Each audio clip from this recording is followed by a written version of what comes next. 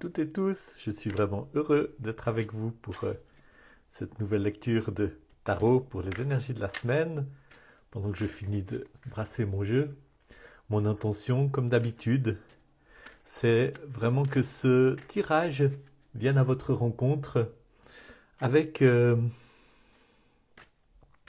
cette dimension de nous aider à prendre conscience de, des vrais enjeux, des vrais enjeux autour de nos vies et des vrais enjeux qui se jouent dans le quotidien le plus banal.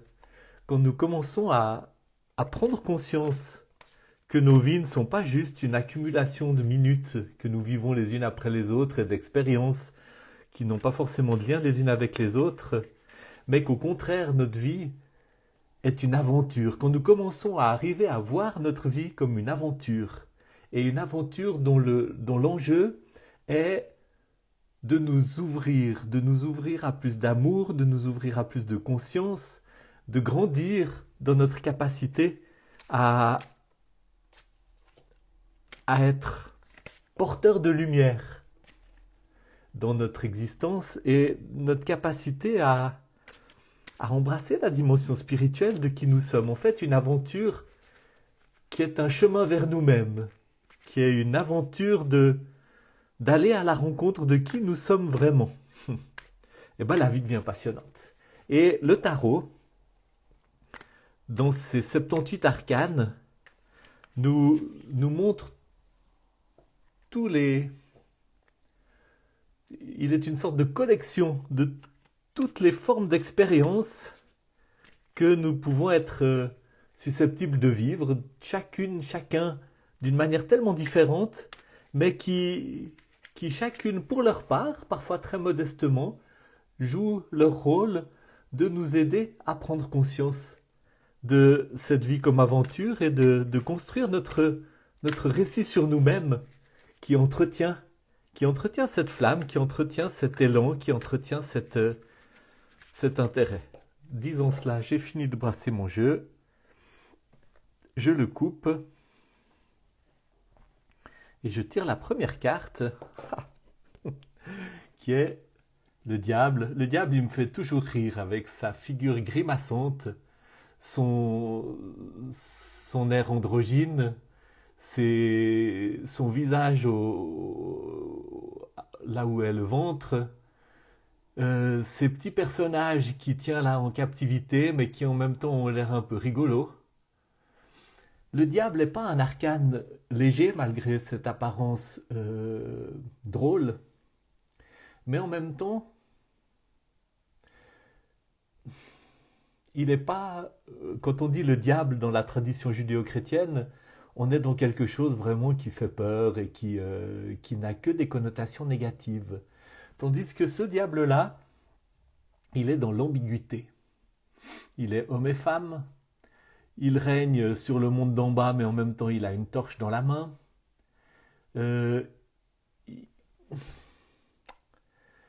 Il nous parle de nos profondeurs, il nous parle de ce qu'il y a au niveau de nos entrailles, au niveau de notre ventre, au niveau de nos parties basses, comme on dit, hein, basses comme si c'était une hiérarchie, hein, comme s'il y avait les parties hautes, c'est la tête, c'est la cervelle, hein, c'est les pensées, puis les parties basses, alors là c'est le caca, et puis la sexualité, hein, c'est les choses vraiment lourdes. Ouais. Alors que le diable nous dit, il n'y a pas de chemin spirituel, il n'y a pas de vie complète, il n'y a pas d'intégration, il n'y a pas d'équilibre sans aller à la rencontre de ce qu'il y a tout au fond de nous. Et ce qu'il y a tout au fond de nous, eh bien, c'est souvent ce qu'on a été obligé de refouler, de réprimer, de repousser de notre conscience, de notre esprit conscient, mettre aux marges, presque mettre à l'extérieur, parce que ça nous faisait peur. Et qu'est-ce qui nous fait peur? Eh bien, il y a beaucoup de choses qui nous font peur, mais principalement ce qui nous fait peur, c'est ce qui nous a profondément blessés quand nous étions enfants. C'est ce qui nous a donné l'impression que si on l'explorait, on serait rejeté. C'est ce qui nous a donné l'impression que si on le vivait, on partirait vraiment dans les ténèbres extérieures où il n'y a plus d'amour, où il n'y a plus d'accueil. Et c'est très lié à notre éducation, c'est très lié à notre culture. Moi, j'ai grandi dans une famille où il y avait une répression énorme par rapport à tout ce qui est des émotions et à tout ce qui est de la sexualité et à tout ce qui est de beaucoup de choses de la vie dans ce qu'elle a de plus basique. Ça faisait peur parce que c'était des choses que mes parents n'avaient pas reçu l'autorisation d'accueillir et de vivre sereinement. Et c'est c'est leur propre blessure. C'est pas quelque chose pourquoi je dirais, c'est pas quelque chose pourquoi je leur en veux. Surtout après tout un travail qui m'a permis de comprendre, d'accueillir, de pardonner. Mais c'est une chose qui doit être regardée en face. Et de ce fait-là, eh bien, pour moi, pendant tellement d'années, il y avait des poches de honte comme ça à l'intérieur de moi, spécialement concernant des dimensions de la sexualité, mais aussi des dimensions de blessures, de culpabilité, où quand je suis allé à la rencontre, j'ai rencontré beaucoup de honte. Et puis, je me suis rendu compte que cette honte, eh bien, elle engendrait une sorte de terreur, parce qu'il n'y a rien qu'on veuille plus éviter que la honte, parce qu'il n'y a rien qui fasse plus mal que la honte. La honte du petit enfant, c'est ce sentiment qui lui donne l'impression qu'il va être rejeté, qu'il va perdre l'amour des parents.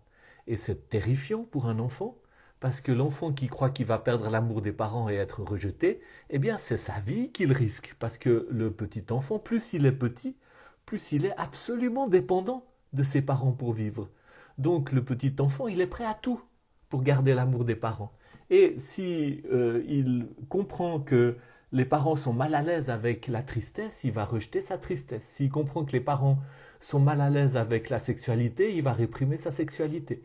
S'il comprend que les parents sont mal à l'aise avec la colère, avec la violence, avec toutes ces choses qui font partie de l'être humain, eh ben c'est des choses sur lesquelles il va mettre un couvercle de plus en plus lourd et il va tenter de correspondre à ce que ses parents attendent de lui.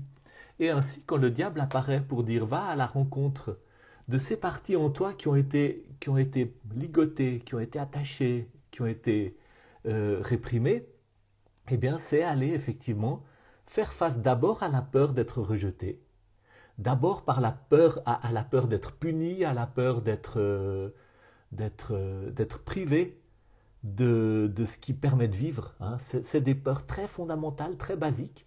Et puis quand on franchit ce mur de peur, on découvre la honte, on découvre la tristesse, on découvre la colère, on découvre toutes sortes d'émotions très vitales, très basiques, qui n'ont rien d'horrible. Et quand je découvre qu'en tant qu'adulte, je peux leur faire de la place, je peux les accueillir.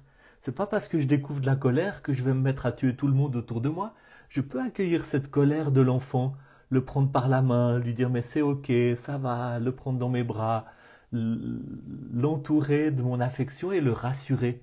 Et cette colère peut se déployer dans un espace de sécurité et puis souvent s'apaiser ou montrer qu'est-ce qu'il y a d'autre derrière. Peut-être que quand j'ai donné de la place à la colère, apparaît la tristesse. Ou apparaît là, il y a toutes sortes de choses, il y a une intimité émotionnelle qui se déploie au fur et à mesure que j'accueille et que je fais de la place. Et c'est à ça que le diable nous invite, c'est à descendre dans le ventre, dans les parties basses, là au fond, et puis à aller rencontrer ce qui en nous a besoin d'être accueilli. Et en faisant ça, autant je découvre mes blessures d'enfant, mes élans d'enfant qui n'ont pas pu s'exprimer et qui ont été refoulés, et qui de ce fait-là vont parfois s'exprimer de manière détournée, avec violence, avec perversité, etc. Et plus je vais les accueillir, plus ils vont trouver de l'espace pour se déployer, pour s'exprimer d'une manière saine. Et puis je vais découvrir aussi l'adulte que je suis devenu. Et je vais me fortifier dans ma capacité à faire de l'espace, à faire de la place pour ça et à accueillir. Et qu'est-ce qui se passe quand je fais ce travail? Il y a un travail d'intégration, je deviens plus complet, je donne la place à tout ce que je suis, à mes parties masculines, à mes parties féminines, à mes parties basses, à mes parties élevées, à ma nature animale, à la lumière que je porte en moi. Quelque part, le diable m'aide à devenir moi-même, hein. Et je ne vais pas me perdre dans cette cave ou dans ces ténèbres ou dans ces profondeurs. Je vais y aller pour récupérer des bouts de moi que j'avais perdus. Et qu'est-ce qui se passe? Il y a un travail de libération parce que plus j'ai des choses réprimées en moi, plus je suis susceptible d'être victime de mon inconscient, hein. Tout ce que je n'ai pas rencontré en moi, tout ce qui n'est pas devenu conscient, tout ce que je n'ai pas accueilli avec l'adulte que je suis aujourd'hui, c'est des choses qui m'animent en fait à mon insu. Et c'est la racine, par exemple, des addictions, hein. Toutes les addictions, que ce soit au jeu, que ce soit à l'alcool, que ce soit à la malbouffe, que ce soit à une forme malsaine ou débridée de sexualité ou à la pornographie, toutes les addictions ont leur source dans des parties de nous que nous avons réprimées et que nous ne savons pas comment rencontrer. Et quand je vais à la rencontre de ces parties de moi, eh bien je trouve la liberté d'être moi-même et je n'ai plus besoin de, de ces addictions, ces personnages attachés, hein, liés dans des comportements qui les desservent, eh bien sont libérés et peuvent venir à la lumière. D'ailleurs, on les retrouve dans l'arcane Le Soleil, où vous avez deux personnages qui sont très proches de ces deux-là, mais qui ont perdu leurs cornes. Et il y en a même un qui a gardé sa petite queue, qui se donne la main pour passer la rivière et pour arriver à la lumière, qui va déboucher dans cette résurrection et cette intégration complète qu'on a dans l'arcane 20 du jugement, hein. Donc voilà, un très très beau programme qui nous est proposé par ce personnage étrange qui est le diable, qui nous fait peut-être un petit clin d'œil aussi, en nous disant mais vas-y, c'est pas si terrible et il y a de bonnes choses pour toi là-dedans, même si ça fait très peur d'aller descendre au fond de soi. Et je sais combien ça fait peur. Moi, j'ai passé toute une partie de ma vie à mettre ces choses à l'extérieur de moi, comme à les considérer comme des forces extérieures qui venaient, que je devais combattre, que je devais vaincre, que je devais détruire. Et mon éducation chrétienne et religieuse allait bien dans ce sens, jusqu'au jour où j'ai compris que non, le chemin n'était pas contre, le chemin était à travers, le chemin était accueil, le chemin était ouverture et prise de responsabilité pour être tout ce que je suis. Je suis aussi mes parties blessées, je suis aussi mes parties honteuses, mais j'ai de la place pour les accueillir et pour leur donner un espace de guérison. Voyons ce qui vient avec ce diable, la papesse. Donc deux arcanes majeures, hein, ce qui n'est pas négligeable. Ça veut dire que c'est un tirage qui parle de grandes invitations de l'univers pour vous, hein. C'est vraiment des choses de l'ordre de l'existentiel, de l'ordre des grands chemins que nous devons prendre pour notre croissance personnelle. La papesse, c'est aussi celle qui va à l'intérieur, hein. Mais là, elle va à la rencontre de sa dimension sacrée. Elle va à la rencontre du mystère, elle va à la rencontre du savoir enfoui en elle et qu'elle a peut-être perdu et elle va le retrouver. C'est pour ça qu'elle tient un livre, c'est pour ça qu'elle est assise sur un trône, il y a une autorité et elle est là dans ce mouvement d'aller à l'intérieur parce qu'il y a des choses en elle à retrouver qui sont de l'ordre du sacré, qui sont de l'ordre du mystère, qui sont de l'ordre de la révélation et qui font d'elle une prêtresse, qui font d'elle une initiatrice pour aller de plus en plus vers la lumière. Donc il y a ce mouvement d'aller à l'intérieur, à la rencontre de quelque chose qui est bien de l'ordre du sombre, du difficile, du caché, avec le diable, mais en même temps, ce travail d'aller à la rencontre de ces parties liées, attachées, difficiles, denses, lourdes en nous, c'est aussi un travail d'aller à la rencontre du sacré. Et je rencontre le sacré, je rencontre le divin quand je descends dans les profondeurs, étonnamment, hein. Le divin n'est pas limité au ciel, à tout en haut, aux énergies légères, lumineuses, etc. Vous rencontrez le divin quand vous allez dans la boue, dans les tréfonds, etc. Il y a des lieux où tout d'un coup vous découvrez que le divin n'est pas non plus exempt ou absent de ces lieux. Au contraire, il y a des lieux sombres qui deviennent des portes d'entrée parce que vous rencontrez la compassion, vous rencontrez le pardon, vous rencontrez le secours, vous rencontrez des dimensions divines qui se sont frayées un chemin jusque dans les profondeurs les plus lourdes pour accueillir, pour tendre la main, pour ouvrir des portes, etc. Et c'est ce que nous dit cette papesse, cette grande prêtresse, qui se tourne vers l'intérieur et qui retrouve accès à des savoirs qu'elle avait peut-être oubliés, mais qui sont là, bien présents en elle, qui l'attendent et qui vous invitent, vous aussi, à vous tourner vers l'intérieur pour aller à la rencontre de qui vous êtes. Et vous êtes aussi ces parties lumineuses, ces parties compassionnelles, ces parties ouvertes qui sont capables aussi d'accueillir. Il y a vraiment une dimension d'une danse à l'intérieur de nous où les parties mûres, aimantes, compassionnelles, sages, vont à la rencontre des parties blessées pour les accueillir. Et il y a un travail d'alchimie qui se fait, qui permet la guérison, l'intégration. Voyons où tout cela nous mène. Ah, le 3 d'épée. Le 3 d'épée, je le tiens dans le bon sens parce que c'est très important que cette épée monte comme ça vers le haut. Le 3 d'épée, c'est une carte qui a mauvaise réputation chez les tarologues parce que c'est dans le Rider-Waite, on voit un cœur percé de 3 épées qui saignent. C'est une carte associée au deuil, c'est une carte associée aux difficultés de la vie, hein, aux épreuves de la vie, à ces choses qui ne viennent pas des autres seulement ou de l'intérieur de nous seulement, mais vraiment voilà, la vie est difficile à des moments. On est frappé par des tragédies, on est frappé par des choses sur lesquelles on n'avait aucun contrôle et qui nous arrivent et qui nous ébranlent complètement. Mais cette carte, elle dit autre chose. Cette carte, elle montre cette épée qui traverse. Hein. Vous avez, souvent dans ces cartes d'épée, vous avez les épées courbées qui créent un espace fermé et enfermant. Et puis, vous avez à l'intérieur de cet espace, soit un espace où une plante grandit, soit une épée différente qui traverse, qui se fraye un chemin. Et le sens, je pense, en rapport avec le tirage que je viens de faire aujourd'hui, le sens de ce 3 d'épée pour ce tirage, c'est que quand vous faites ce travail, hein, d'aller à la rencontre de votre monde intérieur, et des dimensions sombres et des dimensions lumineuses que vous trouvez à l'intérieur de vous-même, hein, eh bien,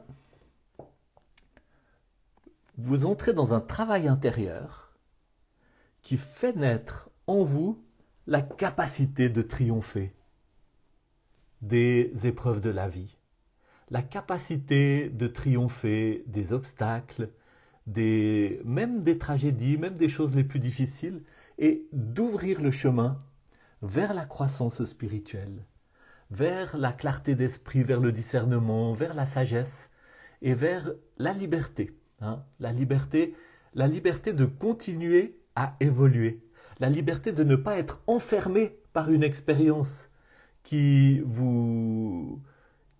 serait comme une impasse, qui serait comme la fin de la route, mais la liberté de passer à travers pour continuer votre travail d'évolution, pour continuer votre travail d'élargissement de la conscience, pour continuer votre travail d'évolution spirituelle. Et c'est vraiment le message de cette épée qui passe à travers l'épreuve, la difficulté, qui aurait enfermé, mais qui n'enferme pas, parce que vous faites ce travail. Et là même, vous savez, des fois, les circonstances très difficiles par lesquelles nous passons parfois, puis parfois aussi les petites difficultés du quotidien, hein, les petites frustrations de tous les jours, les petites mesquineries qui nous irritent, qui nous agacent, qui nous enferment, deviennent des occasions de prendre conscience de ce qu'il y a en nous, qui a besoin de se dire, qui a besoin qu'on aille à la rencontre, qui est aussi prisonnier, hein, et puis de nous connecter avec les parties lumineuses de nous qui sont capables d'accueillir ces parties et de cette manière-là, de mettre en œuvre ce chemin d'évolution, ce chemin qui passe à travers. Voilà. Beau tirage. C'est drôle parce que notre retraite du 3 au 5 mai qu'on va faire à l'hôtel Balance avec Évelyse va être beaucoup sur ces thématiques. D'aller dans les profondeurs, mais de nous ouvrir à vraiment les fréquences élevées, les fréquences lumineuses, les choses qui nous invitent dans ce travail d'élargissement de la conscience, d'ouverture, etc. Donc, ce serait magnifique que l'une ou l'un d'entre vous, ou plusieurs d'entre vous, se joignent à nous pour cette retraite. Ce sera une belle expérience. En tout cas, je vous souhaite un très bon dimanche et je vous laisse à votre méditation avec ce tirage d'une grande intensité. Hein. C'est pas du tout un tirage anodin. C'est des grands messages. C'est des choses que vous pouvez vraiment garder avec vous et méditer méditer, ruminer, reprendre à l'intérieur de vous, parce que c'est pas des choses anodines, c'est pas la petite prédiction pour les jours qui viennent, c'est vraiment qu'est-ce que nous faisons de nos vies, hein. Comment nous nous rendons responsables, les uns, les unes et les autres, de notre évolution spirituelle. Voilà. Bon dimanche à chacune, à chacun. C'était un plaisir de vous voir. Bonjour Carole, je vois que tu nous as rejoints.